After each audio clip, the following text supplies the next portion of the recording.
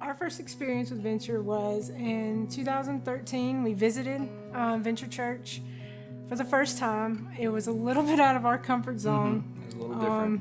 So we went that one time and then kind of visited some other churches in our area for about a year and then went back to Venture because we kept talking about Venture. We kept going back to it. We kept thinking about it and wanted to try it again, and Yeah.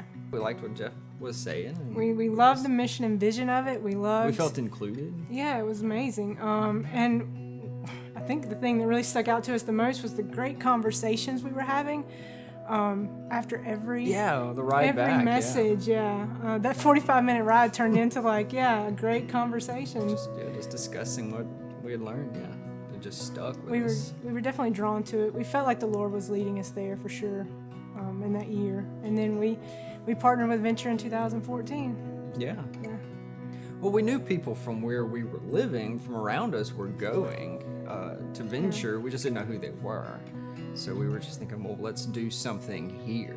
Yeah. That was really the nexus, I feel like, for us. Yeah, let's figure out how to serve and how to bring those people in and tie that community in. Because we knew they were there. We knew other people like us were driving, and we just wanted to see who those people were and bring them together. Yeah. Make a little community out of them. Because community is so important. We knew that from the beginning of going to Venture. Venture is such a big church, but it feels very small because of the communities that you build. And we loved that. That was something, and we just wanted to be a part of it. Every week we would have this group together, and we would, because we knew some people might not be familiar with Venture, and we wanted them, to introduce them to Venture. We would also show the sermons when we would meet and discuss them. At the time, we were living in a really small apartment that... So there was obstacles. It wasn't like Yeah. there wasn't obstacles. We were living in a little apartment. We had no room for anybody. No room. Luckily, the job I had a really nice, big conference style, event room that it was on the top floor, and a lot of stuff had to go up the stairs. Yeah. But It worked was out. like It was God very met nice that space. need. Yeah. Absolutely. He met that need for us. I had the space key was to there. it. We could go anytime, so we could. It had a made kitchen work. and everything, so we had Full all kitchen, yeah. everything we needed to make that kind of homey feel that you need. Yeah. They were spread out, and we had nice tables, and we put the projector up, and we watched the sermon, and Every single time. every single time, and Put it up, took it down. And- All the chords. and it was discouraging when people didn't show up, Yeah. but that was really rare. Super satisfying when everybody got there, and Yeah, all the work was worth it. It was totally worth it and in the end. But yeah. and now it's grown to 5 groups.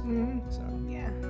One great thing about house church is going to be just being able to, get to the root of church, get to the beginnings of how church, began. yeah, the early church was in homes and spread out. Yeah. And very community based. And And I think that's what's going to be amazing, to be able to bring it down and take it back to actually ministering, Yeah. people in your home. it's gonna be granular. Yeah. You're gonna get to know the people on an individual level instead of a huge spread out Yeah. congregation. think You so. can do it in a home and just like they did 2,000 years ago. Yeah. I think within the structure, it's going to give us a chance to feel like we can do more Right. And than reach more just the people. meeting. We can do just a lot more. I'm excited for house churches because I think it's going to build a greater community. I think it's going to be more opportunities to serve. I think it's going to grow. It's just an exciting thing. I'm excited.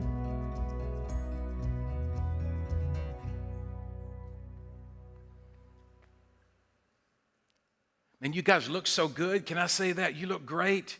And I'm so glad that you're here. All of our campuses, we welcome all of you. And the thousands and thousands and thousands online, man, we want you to connect with us. Let us know that you're there. Go ahead and chat with our chat host. And you may be feeling like this morning, I was kind of like, Lord, what all are you saying? And in that song about it may look like we're surrounded, I thought, that's what we all feel. And we feel like we're surrounded by the COVID, we're surrounded by negativity, we're surrounded by bad news. And I need to tell you that it may look like you're surrounded, but you're surrounded by the Lord.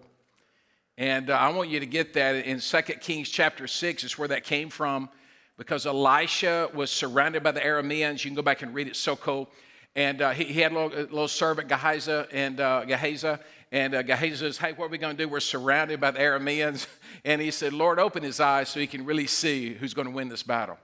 And he looks up and he sees the chariots of fire and the armies of the Lord, and the Arameans are blinded, and he leads them like a little child into Israel. I mean, it's incredible, incredible story, and that's your story. And I don't know what you're feeling like. This morning I had these bad feelings come over me, like, hey, this is kind of funky, and like God says, I'm not like enveloped in your feelings. I am God, and I am using this in a powerful way. So I want you to know that we're winning now, and you're going to see the victory as we move forward. Now, we're in a series, and one of the great things that's come out of COVID for us, it was kind of what I needed to push me into what God was leading me to, and I couldn't really figure it out, and and COVID gave me a lot of time to figure. And I began to figure that we need to move forward. But we have been a church, and it's been good, okay? We've been a church of come and see, all right? We've built environments. You've invited your friends. You've invited your unchurched friends. We tried to give them a message, and we tried to give them worship that they'll hear somewhere else so that they can connect with that and that you don't feel weird and they don't feel weird. And it has worked. We've had over 17,000 different people that we have information on that have come at different times to venture at one of our campuses, not counting online. And you're like, well, why would you change that? Because God is doing a new thing. And I don't want you to get hung up on all the things that you've known, because you may not know this, but like the first church building for Christians wasn't built until AD 256. Like for 250 years, 300 years, Christians were meeting from house to house, and in public gatherings when they would meet together, they weren't meeting in First Baptist Church Jerusalem. You say, well, how about an organ? I mean, I don't have anybody ask that anymore, but I used to have Jesus had an organ. Well, now that's probably not the way to put that, but the reality is the organ didn't come into a church building into the 1400s. You say, how about Sunday school? I mean, you got to have Sunday school, right? I mean, Jesus had Sunday school. That didn't happen to the 1750s.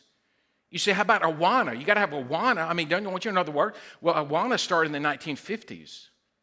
You say, how about all these guitars and drums and lights and all that? Well, that came in the 60s when God was moving in the Jesus movement, and people were coming to faith off the beaches in California, and they wanted music that they could play that they knew that would be translated to the people that they knew out on the beach and out in the world. Listen, it's easy to confuse methods with the message.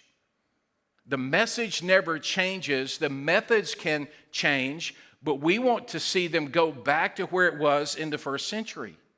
So we were attractional, come and see. Now we're missional, go and be. Now I want to do that, but I can't. I'm afraid I'll pop a hip. But the reality is God is calling us back to the first century, back to the book of Acts, where the early church did 4 things. Now don't let this freak you out. Some people have been freaked out about it. I know that because, listen, it takes a moment to get your mind around something simple. When we roll out something complex in the church, you're going, well, that makes sense. So we're going to do this. We'll check that off. We'll check this off. We'll check that off. But when I say to you, no, we're going to do 4 things that the early church did. We're going to meet in house churches. You're like, wait a minute. What does that mean? We don't come on Sunday. What do you mean? We're not going to have to. Just calm down. It means we're going to raise up. It's going to take some time. It's not going to happen tonight. We're going to raise up pastors who have pastoral gifts. We're going to raise up hosts who have the gift of hospitality. And we're going to have different churches in your neighborhood that you can meet on Wednesday nights. This is, after COVID, we're going to start with Zoom, and we're going to take care of you. We're not being crazy. Don't criticize us. We're figuring this out, okay? But you'll have house churches, and that will be your community. And I want to tell you, it's going to be powerful because there's a lot of you that have gifts, and you've been great in the parking lot. We still have people in the parking lot. But, God is calling you to be a house church pastor. Now let us determine that in the timing, okay, because it may not be this week. And you'll get in a house church, you'll see it, you'll get the DNA, you get the feel of it.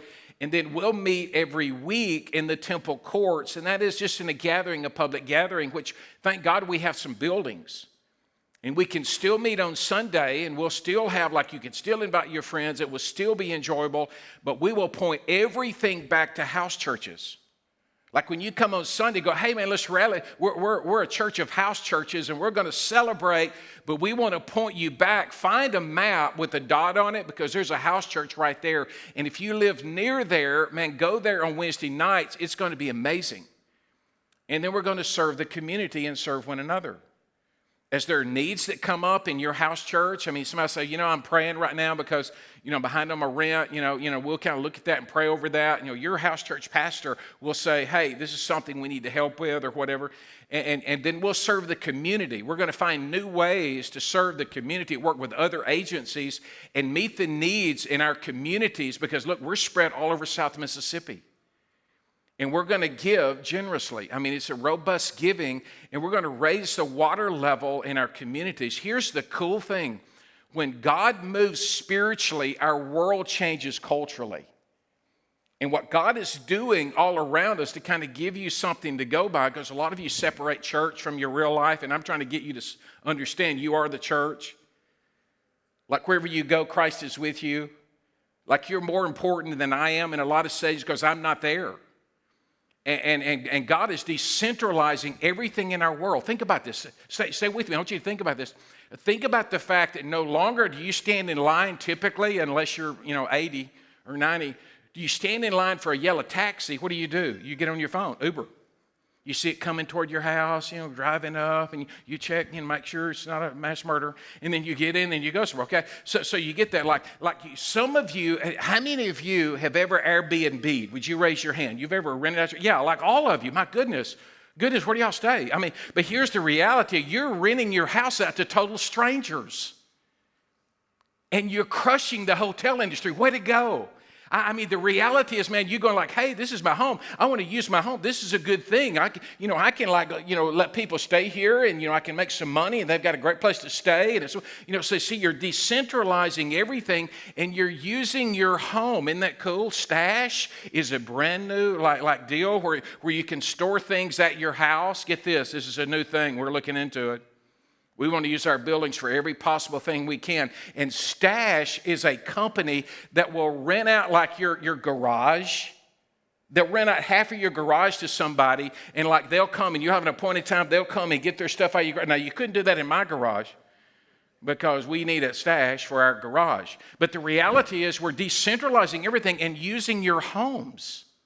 Do you see how God is working this in the whole world? See, God in His general revelation is telling the whole world, I'm decentralizing all these going to a building. If you got an office or if you got a business that's determined you got to have a building, you're in trouble. Because all of it is being decentralized, even office space. We want to do shared office space where we have people that they lease some space and we get to be around them, get to know them, share the gospel with them. I mean, you can buy a car online. Did you realize that? I didn't realize that till this week. CarMax, you can buy a car online and they will bring it to your house. That is insane. How many of you, and I want you to be honest, how many of you have ever bought toilet paper on Amazon? Raise your hand. Yeah, because there's no toilet paper. I know, I get it. Yeah, I've got friends that they buy toilet paper on Amazon and then they'll buy a couch. I mean, you don't have to leave your house. Do you see what God is doing? He's doing some crazy things to say, hey, you need to understand that like waiter, you don't have to go to a restaurant. You just dial a number. You can order Kentucky Fried Chicken and they'll bring the chicken to your house. That's what's happening around our world. And all COVID did was speed that up. You say, what does that mean for us as a church? Well, it means as we move forward, we're going to obey God. When Jesus said in Matthew chapter 28, 19 and 20, He says, therefore, go. Sorry. G-O, go. Okay, I'm getting football. I'm trying to get the good Quan. And G-O, go. He said, go and make disciples. Now, that word literally means as you are going. It means in your life. It means when you go to school. It means when you go to work. He says, as you are going about your regular life, when you're out there Ubering around, He says, go and make disciples of all nations, okay? Baptizing in the name of the Father, Son, and the Holy Spirit. This is Acts chapter 1, verse 8. It says, the Holy Spirit will come and you will be my witnesses. You will be on mission. So you say, well, what does all that mean? Because you've used half of your time to tell us what you're going to talk about. Well, it's a short sermon. It's only got 2 points. and it's about Zacchaeus. Do you remember Zacchaeus? Zacchaeus, a wee little man? Wee little man was he? Climbed up in a sycamore tree? See what he could see? Okay, Luke chapter 19, we're going to see a big part of house churches and a big part of a change in your life that I want to convince you through the scriptures is very important, found in Luke chapter 19, maybe my favorite chapter in the whole Bible, because Jesus at the end of this little part of the passage is going to give a purpose statement. It's my purpose statement. So Luke chapter 19, verse 1. Jesus entered into Jericho and was passing through, and a man was there by the name of Zacchaeus. He was a chief tax collector. He was wealthy because he ripped his own people off by taxing them more than was required by the Roman government. And he wanted to see who Jesus was. And being a wee little man, it's in the Greek, he could not because of the crowd. So he ran ahead and he climbed up a sycamore tree to see him. And since Jesus was coming that way, when Jesus reached the spot, he looked up and said to him, Zacchaeus, come down immediately. I must stay at your house today. So he came down at once and he welcomed him gladly. And all the people saw this and they began to mutter, he's gone to be a guest of a sinner. Yeah, because he came for sinful people. But Zacchaeus stood up and he said, and I think this was at his house at dinner, look, Lord, here I've given half of my possessions to the poor. If I've cheated anybody out of anything, I'll pay back 4 times that amount. And Jesus said, today salvation has come to your house because this man too is a son of Abraham. This is the purpose statement. For the Son of Man came to seek and to save that which was lost. That's why I'm here. That's why we do this. We've come to seek and to save those who are lost. But you can't do that if you don't become intentional about inviting people with regard to coming to know Jesus. And that's what I want to talk about. It's about invitations. And they said, I love the video, and we're at Jones County, man. We're going to launch next year. Like, we're going to have the Temple Court deal. We already have the groups, the house churches that are meeting kind of in a way, meeting there and kind of connecting. But the reality is, the invitations are powerful. And it requires you to get out of your comfort zone. That's what she said. We had to get out of our comfort zone. And really, it's not, you don't have to get out of your comfort zone to come to a big building and sit for a few minutes 2 times a month. I got to thinking about that. Listen, that's not even a good hobby. Like if you love fishing, you only fish once or twice a month, you're not really good at it. I mean, it's got to be more than that for it to be something that really matters to you. So here's the big idea in Luke chapter 19 that I've never seen before in my life. You go, well, you should have read your Bible more because I saw that. Because I've always looked at this in one way, but now that God is preparing us for house churches, I see it in a totally different way. And here it is. Jesus invited himself to Zacchaeus' home. I've never noticed that before. I mean, let that sink in. Now, we read that and go, oh, Zacchaeus, wee little man. But no, he's got, you think about if you're up the sycamore tree and you're looking, Jesus is a teacher, he's a great guy. You don't know him, you've never met him. You can't go to the temple because you're sinful, because you're a tax collector. And he gets up under this tree and he looks up at you and he says, hey, he didn't say, hey, can we have lunch? Can we drink coffee? Can we meet at the temple? What does he say? Come down right now, I'm going to your house. Excuse me? What would you have said had you been up that tree? See, well, a lot of us are up a tree right now. Well, what would you have said if Jesus, now put yourself there, okay, and I'll answer for me because I don't want you to have to talk a lot. But if Jesus, he looks up and he goes, I'm coming down to your house, you're coming down right now, and I'm going to your house, and I'm going today. You come down right now, and I'm going to your home. That literally meant I'm going to your house, not just to eat dinner. I'm going to your house to spend the night. Talk about comfort zone. What would you have said? Immediately, what I think I said? Well, I need to check with my wife. I mean, I've learned with my wife after almost 40 years, you don't surprise that woman unless you want to lose a digit. Okay, so I'd say, well, let me check with Alicia to make sure the house is cleaned up. We throw stuff in the closet. Well, let me check my schedule and see if we got an under 7 T-ball league and it's vital because my boy's going to play pro. Well, I got a golf tournament. Let me hold on a second, Jesus. Because we don't know if you can go we might go another time, but like tonight is not a good night. Yeah, the baby's gonna be up. Yeah, I mean, Netflix and chill. Me and Alicia's Netflix and chill. We're married. We can Netflix and chill. See, I've always looked at this passage, and this is where God is doing something new in me that I'm so excited about. I've always looked at it from the position of Zacchaeus, and we're going like, hey, like he didn't let the crowd keep him from Jesus, like he was willing to invite Jesus into his house. Jesus invited himself into his house. He invited all of his friends. He received something money couldn't buy. That's not the point of the story. Listen, the two big ideas is that Jesus invited himself into this man's life, into his stress, into his mess. And the second big idea is be like Jesus. Be like Jesus. Be willing to get out of your comfort zone. You say, I don't know if I feel like, no, be willing to get out of your comfort zone because God wants to use you to invite yourself into someone else's life. What if that's the big idea of COVID? That God has got you sitting around your house, and for the first time, you've noticed you have neighbors. For the first time, you've walked around and you've talked to people. And at the right time, now we're going to start with Zoom, but at the right time, and about the election, we're going to get, all the things are going to be settled. About the election, about November the 4th, we're going to find a cure and it's all going to work out. But I'm just saying, we prepare ourselves to invite someone into our home. Prepare yourself to invite yourself into somebody else's home. Did you realize that when you sign up for a house church, you're basically inviting yourself into somebody else's home? Use your gifts. Some of you are so gifted. You've been given shepherd gifts. You've been given gifts of hospitality. You've been given gifts of service. And we want you to use those gifts in a house church. Begin to ask God to show you what your gifts are and how you can use those gifts. You say, but I'm afraid.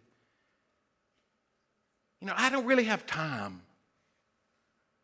I don't know if I really want to be around all these. I got enough stress and mess to last me for a long time. I'm going to tell you, house churches get gritty. They said get granular. I'm just not a people person. Would you stop it? Be like Jesus. Matthew chapter 9, there's a whole nother story about a different guy that's a tax collector. He walks by him, he sees him sitting at his tax collector booth, and he says, come follow me. Matthew, we don't know that Matthew really knew who Jesus was. In the next verse, he's sitting at Matthew's house.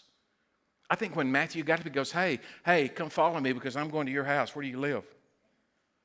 We're going to have a meal, and it's going to be great. And he became one of the disciples. He wrote the book of Matthew. Jesus went to a guy's house who was a leper. You think COVID's bad. Leprosy gets on you, your arm starts falling off. Peter, he's at Peter's house and he's teaching. Get this would be so cool. I'd love for this to happen here because some of you get saved. Because he was at Peter's house teaching and they tore the roof off and let a paralyzed man down while he was at his house. He went to the Pharisee's house. He went to the chief Pharisee's house.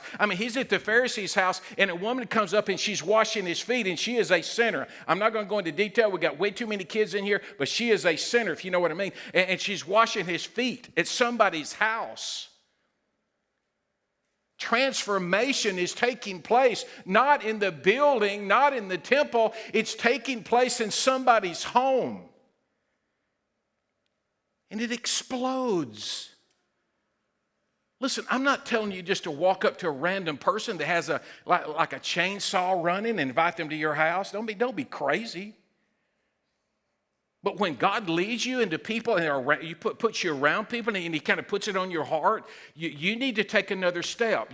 You need to take that other step of inviting yourself into their space because they need to know about Jesus. And at least you know about Jesus. You say, what does it look like other than Jesus Christ? Because I'm not Jesus. Well, Acts chapter 8, there's Philip.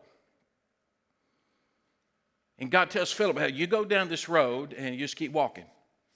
And he goes down that road and he sees a guy in a chariot. It's an Ethiopian eunuch. And he's come from Ethiopia. He's come from Africa. And of all the pieces of the Bible he could have received, he bought a piece of the Bible. See, back then they didn't have printing presses. You get like a piece, like a parchment piece. He unrolls it, and it's Isaiah 55 talking about Jesus.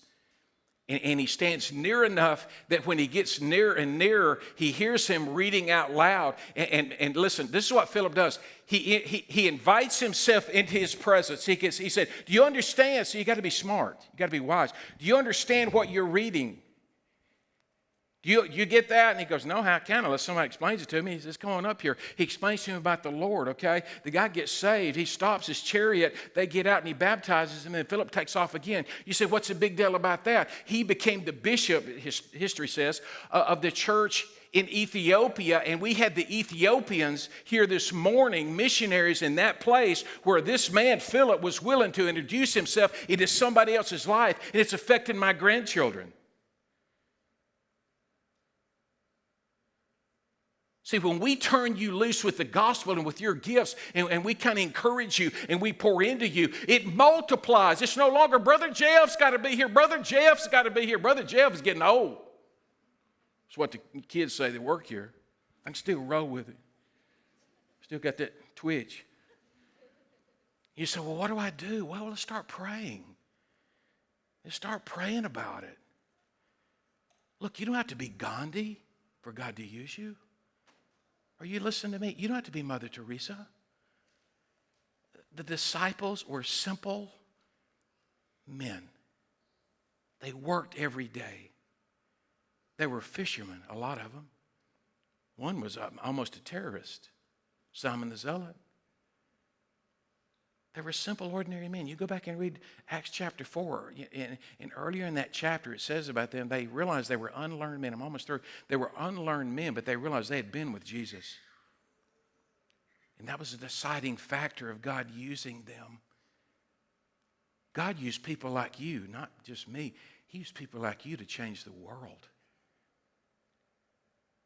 And that's about to happen, my friends. We're going to set you free, empower you, coach you, encourage you, come alongside you, love you, hold your arms up so you can change the world. If God sent his son Jesus to go from house to house, how can we do any less? Would you begin praying? In 2 weeks, 2 or 3 weeks, I'm talking about this, but listen, when you pray, God begins to move. And when you pray, he begins to change your heart. And when you pray and you put away some things you've been doing during COVID, kind of help you get through, all of a sudden God comes in and he does those things for you in a way that doesn't make you feel so dirty and guilty. And all of a sudden you're ready to roll. What we do in the dip has everything to do with what happens when we come out of this. And let's come out of it running. Sorry. I got excited about what I see God about to do, and I can't help it. Because I see you as preachers and teachers and shepherds and encouragers, changing our world from the inside, just like Jesus intended from the very beginning. Would you bow your heads and close your eyes? I want to pray for you because I'm proud of you. Whether you're online and you're worshiping, and you're going, hey, man, I can do this. You know, at the right time, we can do this. We can do this. You're going, I don't know if I can do this. I mean, you think I could do this? Listen, God can use anyone that's willing to allow him to fill them with his Spirit. We're jars of clay, man. Jesus is the treasure. We're just pots. And the more the clay pot gets cracked, the more the light shines out of it.